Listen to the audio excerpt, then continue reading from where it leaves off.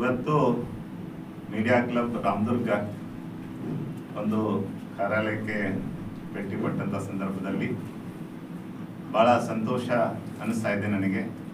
ಯಾಕಂದರೆ ನಮ್ಮ ರಾಮದುರ್ಗ ತಾಲೂಕಿನಲ್ಲಿ ರಾಮದುರ್ಗ ಜನತೆಗೆ, ರಾಮದುರ್ಗ ಸಮಾಜಕ್ಕೆ ಒಂದು ನಿಷ್ಪಕ್ಷವಾದಂಥ ಇಂಪಾರ್ಷಿಯಲ್ ಒಂದು ಡಿಜಿಟಲ್ ಮೀಡಿಯಾ ಬೇಕಾಗಿತ್ತು.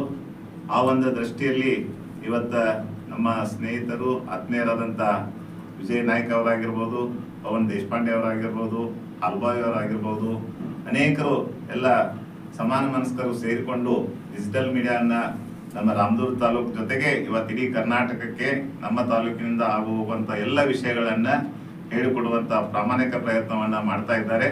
ನಿಜವಾಗ್ಲೂ ಭಾಳ ಅಂದ್ರೆ ಭಾಳ ನನಗೆ ಸಂತೋಷ ಆಗ್ತದ. ಉದ್ಘಾಟನೆ ಸಮಾರಂಭಕ್ಕೆ ನಾನು ಬರ್ಲಿಕ್ಕೆ ಆಗಲಿಲ್ಲ.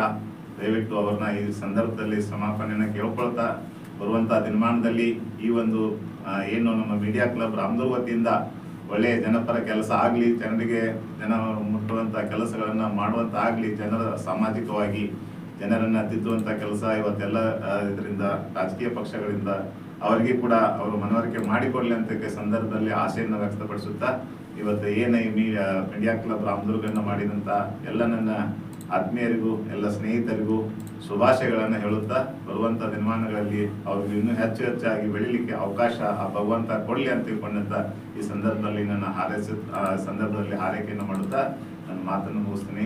ಮತ್ತೊಮ್ಮೆ ತಮ್ಮೆಲ್ಲರಿಗೂ ಧನ್ಯವಾದಗಳನ್ನು ಹೇಳಲಿಕ್ಕೆ ನಾನು ಬಯಸ್ತಾ ಇದ್ದೇನೆ.